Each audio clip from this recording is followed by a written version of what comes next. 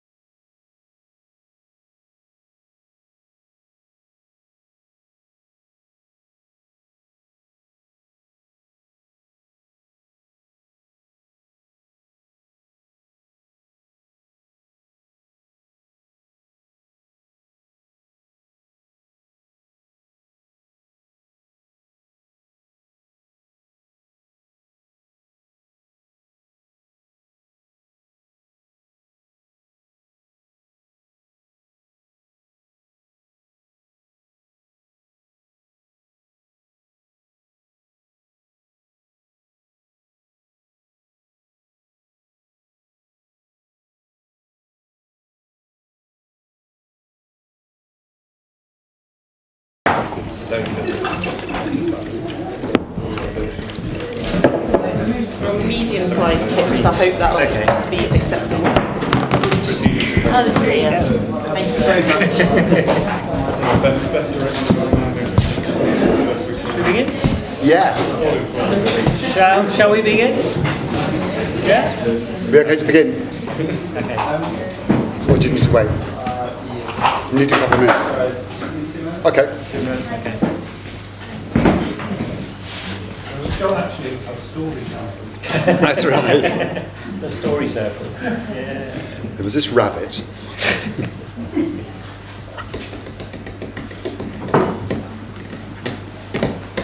As you will have noticed, we are being live streamed. Each workshop in turn is being live streamed. So if you're lucky, you'll get live streamed 3 times in succession. And if you've got an agent, tough luck. So because of this, we've got microphones on. And there's this thing which was last used by Frank Sinatra in Las Vegas in 1973 to sing My Way. That's part of the deal. The ambient.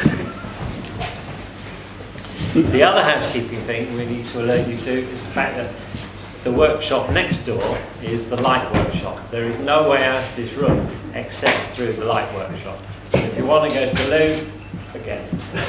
We're entrapped in here with your legs crossed for the next 50 minutes. I think you can maybe get out back there, but I don't know where that goes. Actually. Maybe straight into the canal or something. So, and the only light switch yeah, for the you can light get at the back.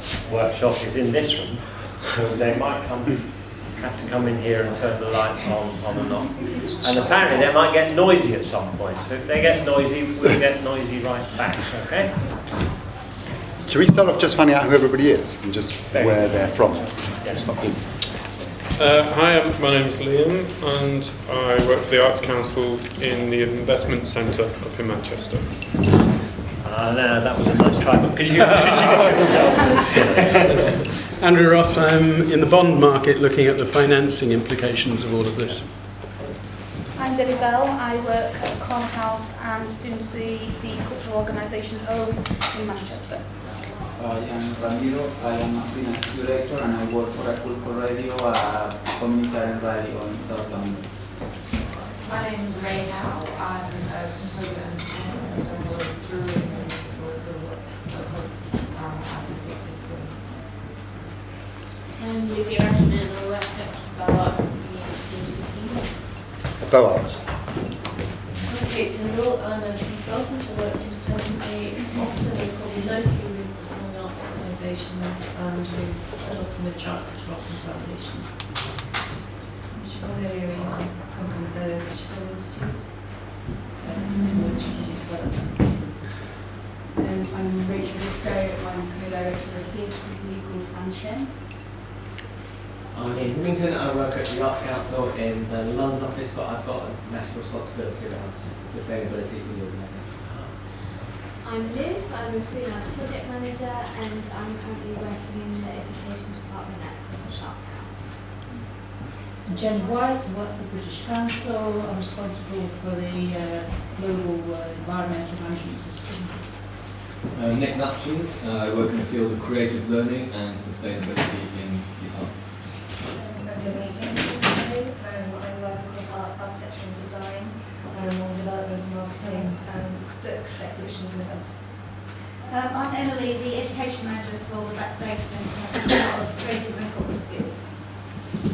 I'm Claudia Lasher. I work for the Arts Catalyst. We're an arts and science commissioning organisation based in London. Morris Davis. I work for Museum Consultants. And I'm Laura Samuel, and I'm the director of an organisation called the Theatres Trust, and we're the national advisory public body for theatres, and we have a statutory role in the planning system and have been promoting cultural wellbeing in the planning system for the last 4 years.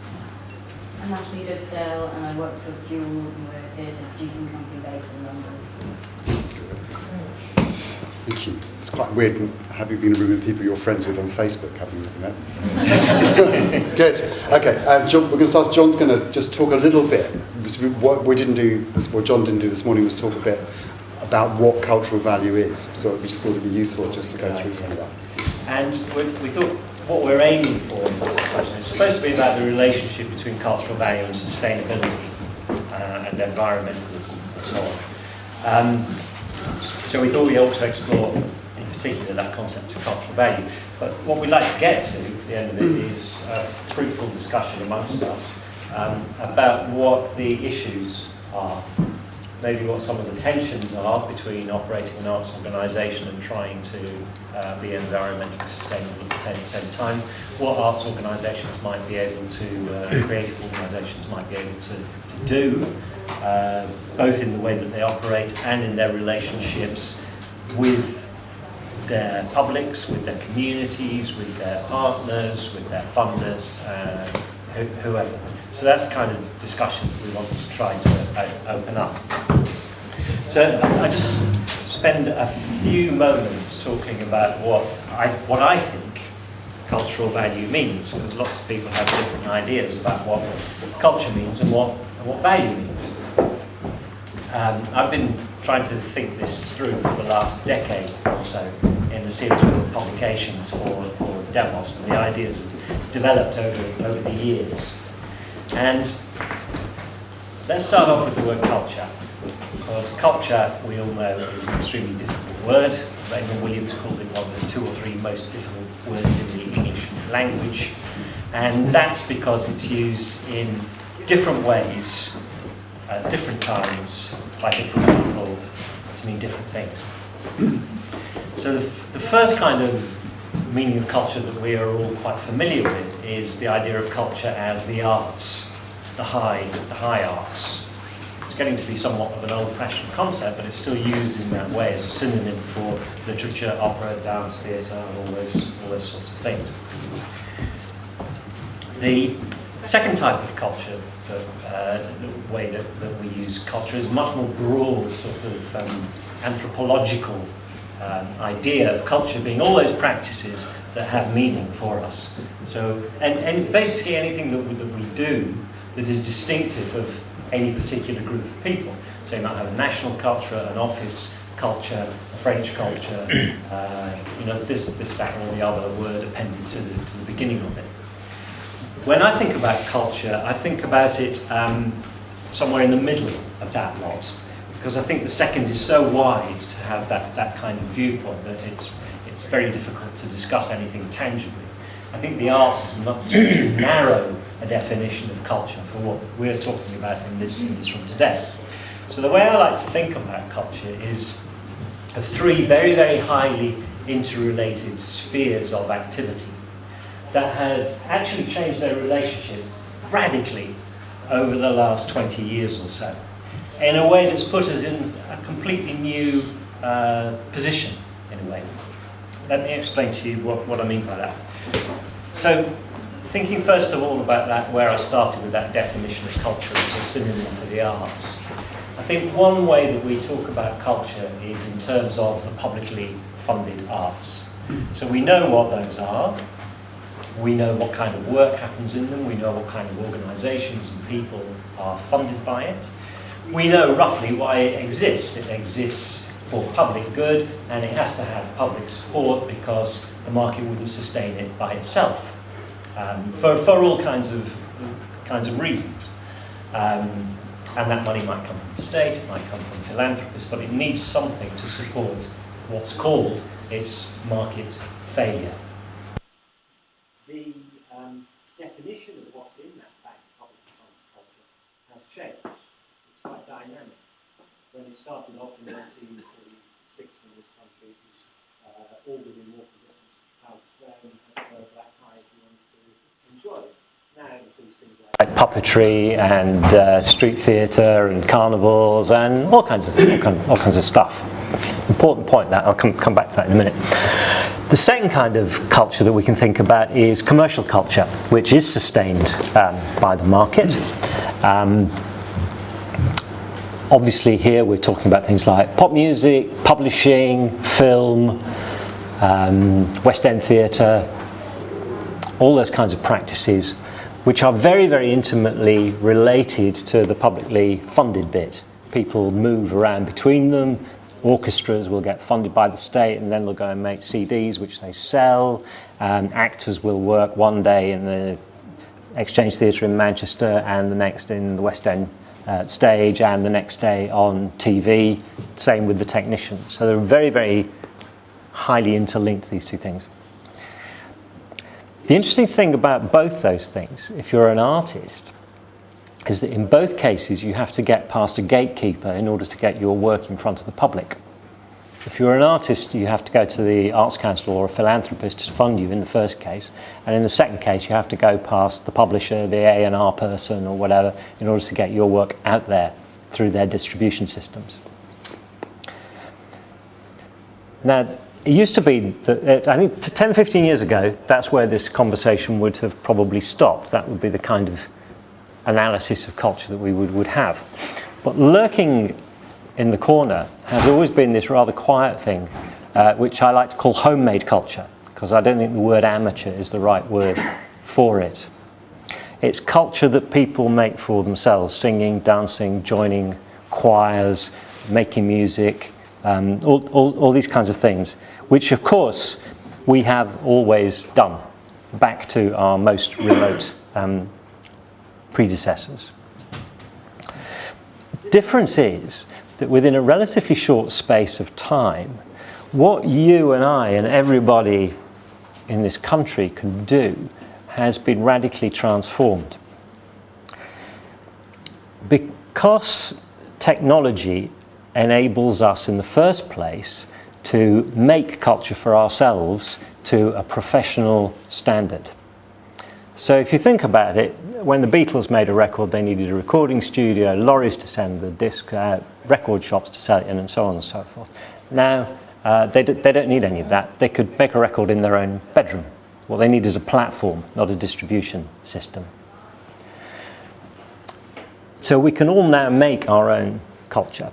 We can organise ourselves into cultural activities through social networking in a much more powerful way than was possible in the past.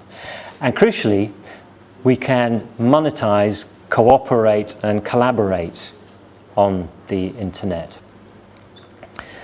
This has blown business models out of the water in the recording industry, obviously, in distribution industries. It's opened up enormous new creative possibilities for the theatre, for dancers, for artists, for everyone. So it's radically transformed the first two bits, the publicly funded bit and the creative bit, and it's created an explosion of creative endeavour, particularly on the part of young people. My children live just down the road from here in Shoreditch. All of their friends are employed in the creative industries, and everyone I know under the age of 21 is in a band. So, you know, everybody's at it, absolutely all the time. They all probably always were at it, but now we can see it much more. So that, in a nutshell, is what I think we're talking about when we talk about culture. The interweaving of those three things, the ability to communicate, the ability to monetize, and the explosion in, potentially at least, in individual creativity, which I would argue is the highest form of human endeavor, releasing that individual creativity. And it is the whole point of a political project for me. The whole point of politics is human well-being, and human well-being is at its fullest when we are creative. So much for culture. Anybody have issues with that? Just pick up on the terminology of sort of homemade culture. Isn't it also, you could say that what's breaking down is the traditional models of audience and performer. Absolutely. And actually in some countries it never did break down, and the definition of cultural policy was about participating.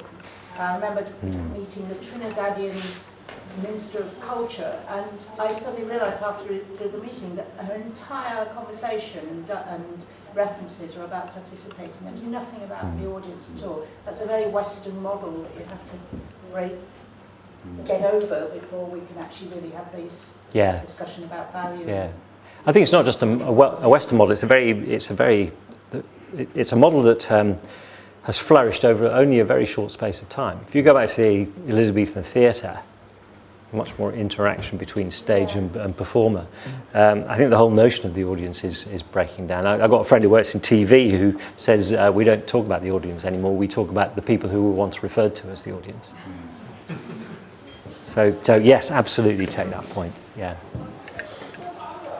What I think is interesting about this in relation to this morning was there was a whole, I think a recurrent thing was how do we get the message across about both subjects here, really, about culture and the environment, really. And one of the problems I think we've developed for ourselves is, in a sense, we've almost, certainly in the arts world, we've become too professional. Actually, we've started to subcontract relationships with the public to our marketing departments, if we're big enough to have one. And that whole notion that we're part of a bigger discussion has got squeezed out. I'm going to ask you to do an exercise later on, but I won't do it now. But which it's partly about language and so forth. But any more points about culture and that kind of definition of cultural value? Brand marketing culture, driven by the advertising industry, driven by the corporate financial market behind it. Brand marketing has been synonymous with the growth globally, GDP. It's brands we follow, and they are culture. Yeah. The only kind of big C cultural brand in there is the Tate, isn't it? In terms of registering in the brand value kind of stakes, I think. So you're seeing that as being the driving force about everything? It's the brand market that drives consumer behaviour. In all areas, in all sectors? In all sectors? Globally, it's GDP. It's driven by brand marketing. Yeah, but hold on, you said GDP and brand marketing, they're not Well, the same thing, you just distinguish them. The corporates who supply the products that consumers buy these products because of the brand marketing and advertising, the vast expenditure that goes into the advertising and promotion of products that we buy. These products are the brand products. We identify ourselves with the brands that we buy. I was thinking in all sectors and all countries, but in subsistence economies, you're probably not going to get quite the same. I'm not really talking about the important arena of GDP. Yeah. My only other sort of comment to that is the layer of place and the layer of community, which relates to the kind of the way in which we socialise and we engage in our day-to-day lives, and how that influences our cultural behaviours too. So faith, religion, and place, and all those other factors. Yeah, I think there's a very interesting interaction between the very, very localised and the globalised now, and the way that people are able to kind of step between those instantaneously. Very, very, very, very interesting. not sure. I'm just going to add one thing, which is there's a study going on, a big AHRC project called Understanding Everyday Participation. Yeah. I think it's being run at Manchester, and I went to a presentation of some of their emerging results, and one of the areas of study is kind of time use, what people spend their time on. And what was really interesting was actually almost no reference was made to what we'd see as what we'd see and you describe as big C culture. Yeah. So the things that really figured in people's lives in terms of defining themselves. Actually, shopping wasn't a huge feature. It was family, it was local, going to a pub, a lot of sports, particularly participating in sport. Religion figured big for quite a lot of people. And actually those were the things that people were defining themselves by in a very broad view of culture. So I thought that, in a way, the heartening thing about that was, in a way, the absence, in a way, of consumption. Yeah. Not necessarily in terms of people's economic lives, but in terms of how they saw themselves as people. Yeah. Shopping was firmly in its place, but also the distressing thing was that the kind of culture, as in the arts, just really wasn't there. Yeah. It's astonishingly small in This was born out. I'm chair. I think I mentioned it. I'm chair of New Direction, and we recently did some research with a fairly randomly picked, well, completely randomly group of young people in London, and only one of them actually referred to what we'd consider culture. It was about friendship. It was about hair, featured very big, and again, very little to do with consumption, which is quite interesting, and an amazing resistance to brands and so forth. Actually, I mean, whether that's true or not is another question. But it was very much about local networks, friends networks, about what they did together. And what was particularly interesting was that the whole social networking thing was right down the list.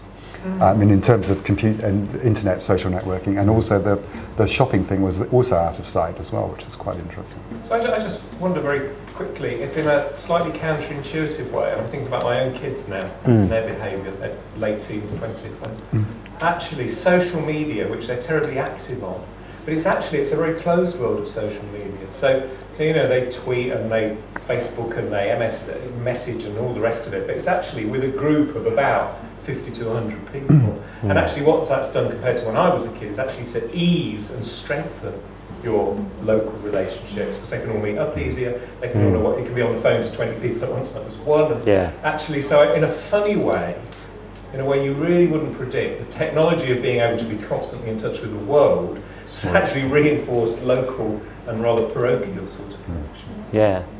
Yeah. Amongst that age group. Yeah. But that age group might spread up to about 40 now. It might, yeah. Are you looking at all the It's a globalised economy. Technology and communication is ubiquitous. Branding is ubiquitous. Whole countries are now branded. Wolf Ehlers invented this whole idea of how marketing meets people's needs with a branding proposition. So the technology of how we talk to each other, of course, ever since the invention of the postage stamp, people talk to each other at a distance without being close together. So we're not looking at anything fundamentally new at all. Oh no, it is fundamentally new. Yes, companies seem to spend a great deal on it, a great deal of activity on it, but what we're hearing from these findings is that it's not actually resonating in terms of what people think of as important and defining themselves. It's a key question about European identity. We've seen this crisis in the EU.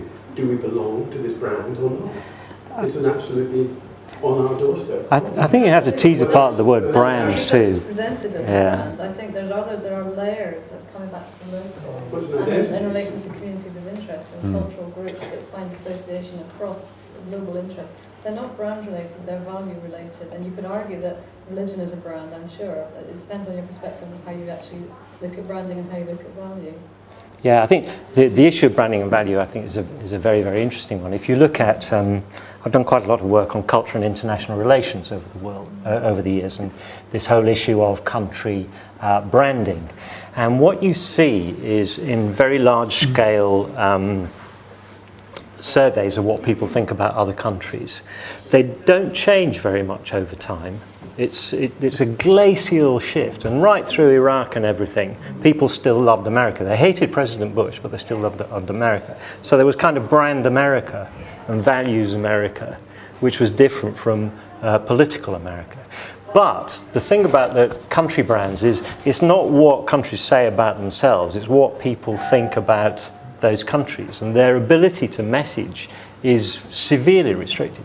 I'll tell you this story. There's a guy I know who does something called the Anhalt Brands Index, and does this survey of what people in one country think of another. And every year he publishes it, and somebody comes in at 100 out of 100. And the next day he gets a phone call from the angry president of this country saying, you know, we have beautiful mountains in the north, and we have fabulous poets and all this kind of thing. How can you put us at 100? And he says, well, it's not me putting you at 100, it's the other people. And he says, no amount of cosmetic arts can overlay human rights abuses, that people actually know what's going on. And a brand is not what I tell you I am, a brand is what you think I am. Yeah. Well, that's the whole Scotland trying to identify itself as an independent brand. Yeah. Where the European brand isn't meeting that need. Whether you buy it or not. Whether a manufacturer puts on made in China, or made in Nigeria, or made in Germany, has a huge difference on how that brand is perceived. Yes, absolutely. If it's got made by Tesco, that tells you a great deal. Okay, so looking at one of the issues that we're trying to address here, is it to do that we're looking at how we as individuals express our own cultural value, and how influenced we are by these perceptions of global brands, and how much we are as individuals therefore influenced by our personal relationships and the other things which bind us together as human beings in our community? I think to some extent, but I think what's possibly more on the subject in a sense is how we as institutions, however big or however small, actually start to express that value. And I think one of the concerns about it is that it becomes an internal discussion. It doesn't actually reach out. Somebody said this morning it's important we actually engage with the public as well, and not just with each other as professionals in whatever sector we're in. And I think that's where the kind of key question is really, is how good are we in this world, in the creative industries, in the arts, about communicating what we do and how we relate to people externally. And my feeling is we're not very good at all, particularly in the arts sector, I have to say, actually. I mean, I think that's where there's particular blockages. Do we not run this risk? Do we not run the risk then of just pervading brand? No. As opposed to not talking about the connection that we might have with individuals on their own value level? I'm not talking about marketing. I'm talking about exactly what you're talking about. I might. Should I do the? Yeah, go on. Okay, I've done this exercise a few times recently, and it's had some interesting results. I did it in Australia a couple of weeks ago, and people couldn't do it at all. So but I've done it in a few other places, and it's been very successful. Now, what I want somebody to do, and I might pick you out randomly, is to talk about what you do with your organisation, but don't use any art speak at all, and talk about the relationships you have with people, either the people you work with, the people in your surrounding community, but don't use any of the arts buzzwords at all. So it's the nature of those relationships, what they feel about you, what you feel about them. I'll leave you to think. Does anyone immediately want to respond to that, or shall I just let you think about it for a minute? No art speak, so no creativity, no kind of access, no any of that kind of rubbish. Can you use the word value? You can use the word value, but I haven't literally got a yellow card and a red card, but I use the word money. You use the word money. It's stuff that people will understand. I mean, in a sense, and it's about. And my feeling is, if we can start to actually talk about what we do in a different kind of way, we can start showing the kind of values we've got, and those values would include looking after the planet and everything else as well. Nick, I'm now just waiting for that connection. I'm beginning to think how to sort of relate to sustainability. So. it's part of it, yeah. But it's part. I think if we go boldly out and just talk about the environment and creativity, we're not going to get much of a response. I think we just have to put it in relationship with everything else we do. You volunteering here, Nick? No, I wasn't. Okay, let's carry on talking, and then I'm going to come back to it. So carry on thinking about it, and we'll talk about something else for a couple of minutes, and then come back to it. Can I just ask a question, because I presume it might have a relevance, is that our brand, head of brand, she did a Love the Brand campaign for our So you just organisation. said which organisation you're from? Or did it's British Council, and she put a card, she circulated a card to everybody, and she put the card in an envelope. And I sort of thought, it's really irritating me, but I thought it might backfire if I picked her up on it. And I said, surely to love the brand, you actually have to you know, being sustainable, you actually have to, being sustainable can add to its appeal. And she said, well, you show me how to demonstrate value, how it can demonstrate added value to the brand. And that's what I've come to this workshop and hope that the two Johns can give me the answer. I'm too busy knocking water over. No. This raises an interesting, question, because we're not here to give you the answers. And I think this is one of the big problems, actually, around culture, around leadership, around politics, that we all like to see the problem as somebody else providing the solution rather than us providing the solution, or us thinking through what we need to do to provide the solution. And it's why politics fails, it's why business leaders fail. And I think in a way it's kind of, we seem to like to almost infantilize ourselves a bit, that, you know, we're children and we look to people for those answers. I'm sorry, I don't mean to, and I don't take it personally, but I do think it's something as a society, and it's crucial to this issue of sustainability, absolutely crucial to the issue of sustainability. It's only when we recognise that we are powerful ourselves and that it's us who has to do something about it that things will change, I think. I'll give you an example of doing this exercise I just mentioned with somebody else. I mean, he won't mind me saying this, but it's also quite weird. I did a half-day kind of workshop with my best friend who runs Heart and Soul, an organisation called Heart and Soul in Deptford. And we thought the only way we can actually make any sense out of this is if we both know this organisation very well. So we're going to go through and not use any of the language we normally use. And it was quite a revelatory afternoon for everybody concerned, I think. And so going back to John's point about looking for somebody else for the solutions, I think we've got stuck in the arts world with certain riffs that we come out with, and we come out with all the time. We're also stuck in advocacy mode. We're so defensive about what we're doing, we think we're being attacked all the time. Where in fact, you know, compared with other sectors, we're not being attacked very much at all, actually. So we're justifying what we do, we're finding different ways of doing it.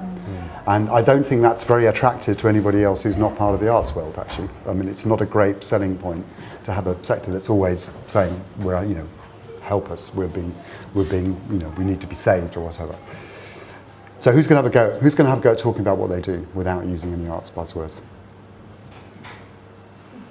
You're smiling over there. Do you want to have a go? I do this when I taught a workshop with the same kind of exercise, but for someone in your field, for someone who works in the arts but a different field, for an alien, George exactly. Osborne, or for a 7-year-old Exactly. child.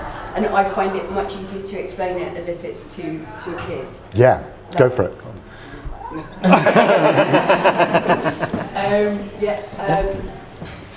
So we tell stories about really exciting things that we care about and that we think other people will care about, and we tell those stories by working with other people who can do stuff that we can't, like they have a skill with lights or with music,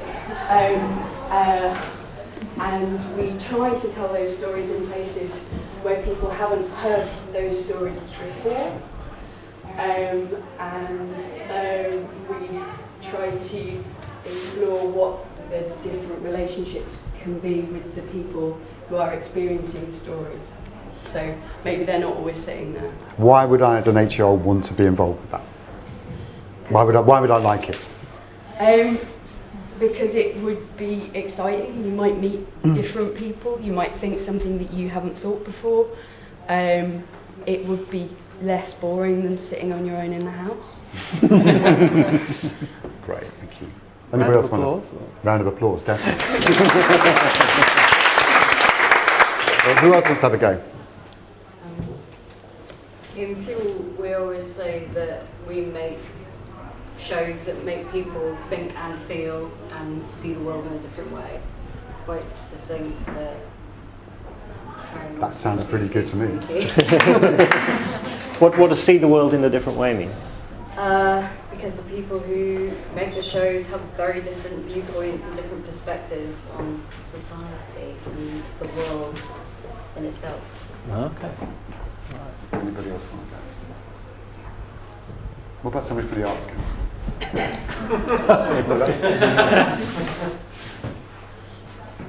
Me? So, I'm a data officer in the investment centre up in Manchester, and my job really is to enable and help people to make good decisions, informed decisions about the money that the Arts Council invests all over the place. Only about half of applications to various funding streams get funded, so... That's yellow people. God, it's hard, isn't it? So yeah, only about half the applicants will get the money, so it's very important to me and to my team to give people the tools they need.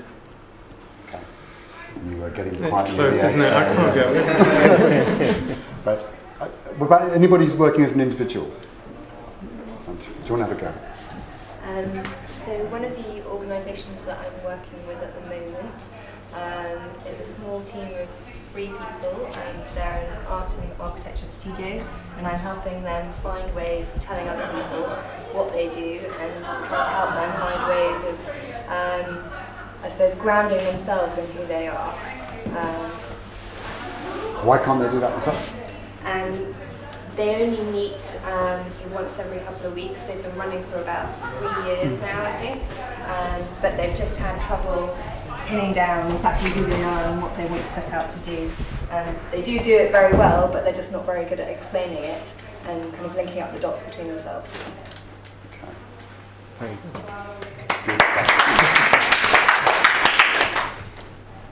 Okay, anybody not doing anything which require... I mean, the first 2 were quite interesting because both of them talked about changing perceptions or changing people's views of the world.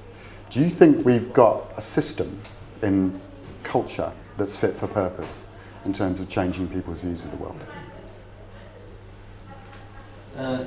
And I've got a big problem with the whole discussion so far, which is about that old-fashioned word class. And I think we're using words like people and we and they and values even, which we're missing a whole kind of economic and social and international context about who is making what to what purpose and who is sharing in the fruits of that, profiting from, gaining from those processes. So it just seems to me this is a kind of, it's not to deny the reality of what you're saying about the global impact of brands and things, but I feel there's something here about we're all in this kind of ephemeral world of perceptions and and there's other people out there who are actually making the things that we're using and the things that we're sitting on and everything. And so it's not just a kind of way going back to a kind of... So I suppose the answer to your question is I feel like there's another level of analysis or like a meta kind of discussion here, which is goes back to the well-being question. The well-being isn't just how can we who are fairly well off feel a little less unhappy in our lives. It's about how do we, as all the peoples of this planet, work together and live together and share the resources, that kind of thing. So that's my reaction to that. I feel like there's a whole kind of strata or levels of discussion we're not having. I've been, I suppose, knocking around for quite a long time, but within our world, like within the cultural world, I don't think there's been any real change for the last 25 years. Same people are in it who were in it 25 years ago. Not literally, but the same type of people. Or some of them, 1 or 2, sometimes literally. And in fact, there's been no shift in terms of the big C, the class word. I mean, it's still pretty much the same audience. It's quite shocking at No It's Boundaries. shocking. And No Boundaries this year, the Arts Council conference, the first speech had to say there still aren't enough black people in the room. That was Lee's speech. But that's not altered it. This is not about going to a discourse around... No, I understand, yeah. And I think what is very important to me is those of us in the room who actually do connect with some of that because of, maybe not me personally, but who, because of our different backgrounds, are perhaps more diverse than we've revealed or kind of understand the different kind of social complexities of that in different ways. So I don't totally agree with you because I think there was change which happened following the 1944 Education Act. There were significant, in this country, class shifts, whatever, which have taken place, but now I'm really worried that it's going back. And we're going back to a kind of really divided world, internationally and nationally, which is kind of like a new Victorianism or whatever. But some of that structure, I mean, John and I and the other John and Sheila, we have a company, we responded to the Arts Council Plan B document, and also the Warwick Commission looking at cultural value. I mean, one of the things, I mean, there's certainly values and attitudes in there, but there's also structures in there. And Robert Peston, very interestingly, right towards the end of his speech, said, why do you have this weird system still in culture, where everything's top down, it's patronising, it just doesn't work anymore. Feels very paternalistic. Very paternalistic, almost the only area of civic life, or public life, which still has a system like that running. Yeah. And maybe we should do something about that in order to try and get some air into the whole thing. Something like Net's 21 Hours report is actually really interesting for this sector, because basically saying if we divided up the work differently, so there is a viewpoint, we could all be artists of whatever kind we want part of the time, and we can also go and do something which is contributing to the economy. Is what you're saying here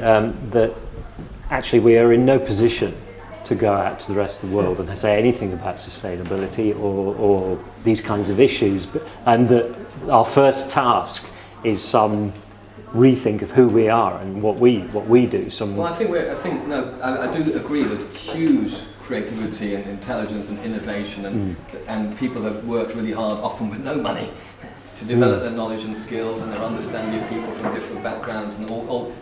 But it's about it being informed by that other awareness. This isn't just about how can I rescue.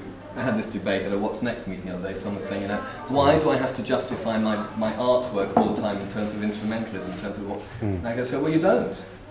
You can go and do it on your own, and no one will pay you anything for it, and that's completely your choice. And just if you love it that much, do it. But if you want to kind of go to the NHS and get money to help our own well-being or whatever, then you do have to apply it. So it's about, I suppose, just being informed about it. Is there a point somewhere between that and instrumentalism that we can reach? Because it seems to me actually we're missing a trick if we only think about culture in an instrumental way.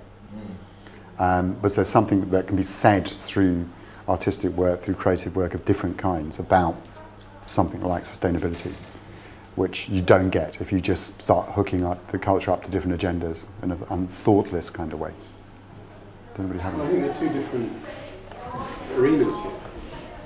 On the one hand, there is the regulatory regime under which the Arts Council operates with its grant from government, and therefore requires reporting on how money is spent, and with your data you're making decisions on how to make investments. You have to choose, and the data is the heart of that, and therefore finding a metric, finding a way of reporting to meet investment criteria is a management problem for the people running the business. That's rather different, in fact very different, from what is supposed to be the creative people who are creating the art, which wouldn't necessarily have to have anything to do with sustainability as part of its subject matter, knowing that nobody is interested in seeing anything about it, apart from David Attenborough or something. She's kind of in a box. So plays and performance and so on are, in their own. Artist creativity is entirely in its own box. But there's a management issue here, which I think this meeting is about in a way, which is how companies report on sustainability in terms that enable investment decisions to be made.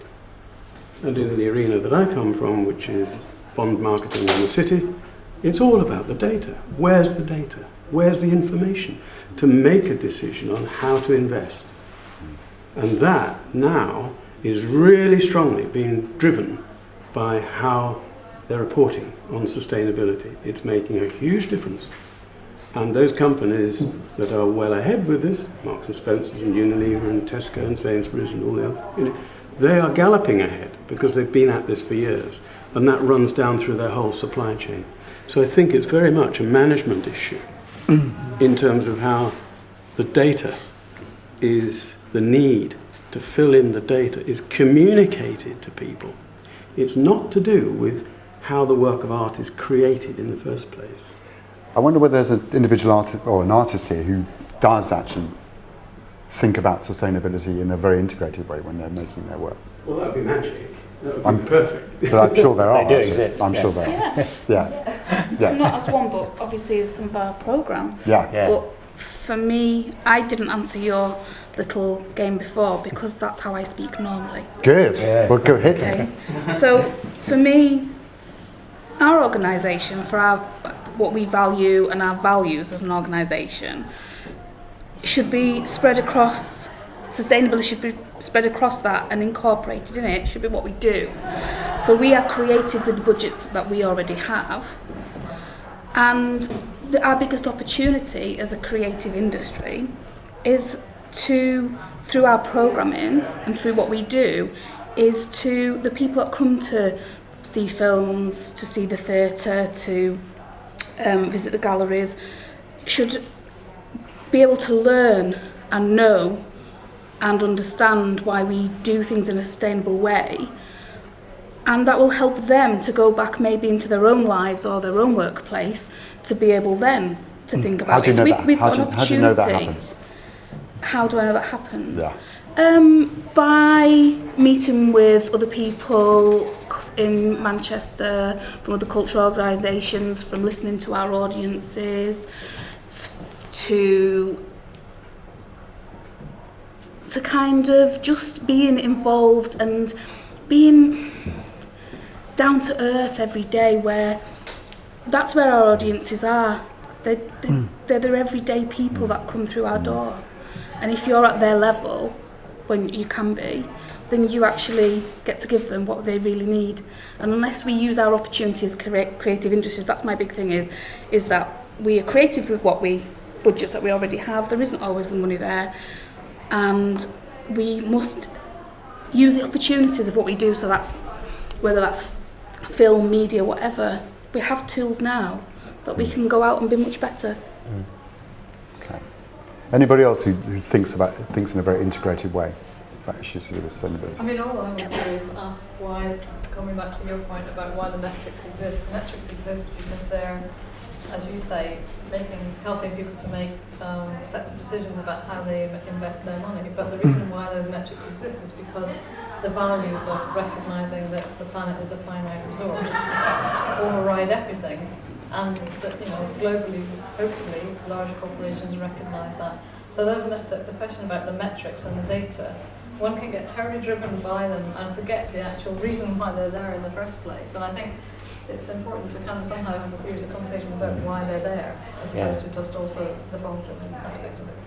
Yeah, just one thing I'd say about the Arts Council. I mean, unless things have massively changed since I was there, I don't think decisions are made on the basis of data at all, actually. I mean, they certainly weren't then, and I'd be amazed if they are now. Same is true in lots of big corporations. Absolutely amazed if they were now. Do you want an honest answer to that one, John? No, really. You would say something over here.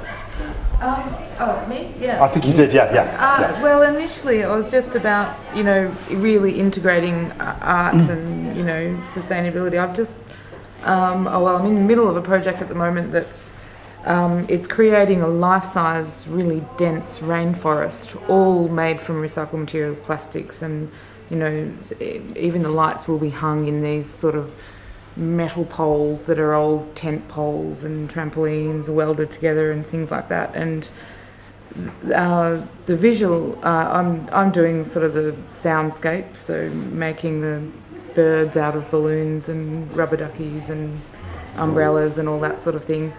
And the visual artist is, has an amazing array of people to, consult and work with about this, but it's so integrated in the art that's being produced, and the amazement and interest of the members of the general public that have just seen the prototype so far is, we know that people go home and really think about it. And, what about that bit of plastic, and I'll go and get this from here and not get the plastic wrapping on it, and just, down, and that's the day-to-day stuff that really makes a difference, that, in things that people do every day. What would be, one thing I'm quite interested in, what would be a bigger version of that? I don't mean a bigger version of your actual artwork, but how can we actually get, I think everybody who's been involved with individual projects has seen that kind of change happen within audience or within the public or whatever else. How do you actually kind of make that bigger story? Because I think that's what... I think that's a really crucial question. I think we're talking about it outside. I'm always very confused about the lack of congruity that you can get. I mean, the cultural world, on the one hand, has the capability of communicating in really interesting and innovative ways. But you look at the cultural world, and the art market is probably the antithesis, not only in practice, but in values of everything that most people in this room, I suspect, are trying to achieve. So how do you get that kind of integrity that you're talking about between practice, between what the organisation does, what the organisation says, and the rest of the world with whom it interacts? That, for me, is the crucial question. Because I think if we can do that, then we can start getting... Sorry. That's the question. I mean, is what you're asking, is it about scalability? You're saying, how would you scale that up? Because if you think about what the gentleman was saying over there about the things that, about the sort of hyper-local of the things that matter to people, why are we aspiring for something massive that affects everyone and not a million small things each affecting 10 people? I was just going to say, I don't think scalability is the right word. I would use an analogy of an amoeba or something, or an infection, rather than growing an elephant from an ant, as it were. I mean, John said earlier on that to probably, I don't think, in a way, I'm less concerned with policymakers, but so I think we've written elsewhere about trying to influence policymakers is usually a mugs game, actually. What we should be doing is trying to create a relationship with the public instead. But it's how you actually tell that story to the obviously, a million wonderful things is fantastic, but somehow there's not a narrative to talk about either culture or the environment, or talk about culture and the environment together, which seems to pull those things together. For me, your latter point is the one that's concerned me about culture and the environment together, because I actually think it's a bit of a grass is greener feeling, but it seems to me the environmental movement is getting on with it pretty well. And actually there's a lot of, there's quite a strict regime about protecting important natural sites and so on. And people think the argument that, in a slightly simplistic way, when you look at the key indicators of people's definition of their well-being, green space comes up there, always scores higher than culture. Health, friends, green space, security. And I mean, in a way, green space is the first one that gets in there. That's more of a kind of a pleasure thing than a need thing. And so I think the argument is very well run. The David Attenborough. I mean, everyone believes David Attenborough, and it's because it's true. And I think so. For me, it's almost. I think there is a question about. Firstly, the extent to which, as you said earlier, we are justified in helping the natural environment world, and the extent to which they need us. So it's probably not about the natural environment, it's much more about kind of behaviour change, isn't it? I think that's where so there's obviously a huge dichotomy in people's lives between valuing green space and then by participating in mass consumption damaging it. And so I guess those kind of contradictions.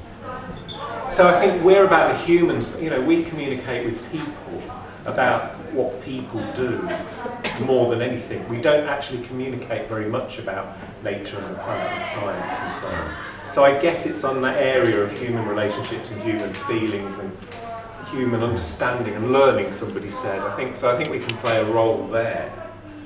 But I don't think there is full buy-in in the cultural sector to the kind of fundamental values of environmental conservation. I mean, I'm from museums, and one of the things that's a great paradox in museums is they preserve all this stuff that the past thought was valuable for the future. And so that's obviously about some kind of sustainability. But very little account is taken of the resource needs in both energy and financial terms of preserving that stuff. It's just taken as automatically as a good, a public good, to preserve this stuff come what may. So I always say that the heritage and museum sector acts in kind of, it's not like evolution, it acts kind of in spite of nature, and it's about shutting out nature and preserving things against nature's natural tendency to destroy things and weather them. So there's a kind of resistance there. And I don't know how much that's true in the way people in other bits of the cultural sector think, but there's a real there's a real clash of values, I think, actually. I would put it very straightforwardly in terms of business management, because the way property prices around parks are created is because of proximity to a park, like proximity to a good school. You know, there is an enormous magnet in terms of estate agents in describing housing. So it's close to a park, it's a leafy suburb, it's brilliant. And similarly, engagement with local authorities, because they have a very direct regulatory role in their planning consent, with sustainability written in to the local plan throughout their area, which is all part of the global national plan, working with local authorities to engage in well-being, which is part of that sense of community involvement and neighbourliness and liking to be in the area, like being with a school or a park nearby. Absolutely. It's a discussion between the managing director of the theatre and the local authority to pin that value in to the local authority planning consent, and then watch what happens. Yeah, but it's not as straightforwardly regulatory as that, is it? It is. No, it's not. No, it's not at all. Not because at all. they're all having to report on sustainability. Yeah, but there are huge and they have assumptions. a data reporting requirement. There are huge assumptions about values underlying the decisions that an individual planning authority will take, regardless of the framework. No, they've got sustainability written in. We know there are local plans still being approved that have not taken heed of the National Planning Policy Framework's references to cultural well-being. There's where you need to confront the local authority, because they've got a statutory obligation to follow, and they've got sustainability written in to the plan for 2020 and 2050. So it's there. In theory. The local authority. We're getting there. We're getting the. Yeah, I'm sorry we haven't solved all the world's problems. But this will be cumulative, I guess. Yeah, this will be cumulative. Yeah. Your next is going to start from here. Probably. Yeah. What we learned from the last group. Absolutely. Yeah. Well, thank you, everybody. Thank you for coming. Yeah. Wetting your pants.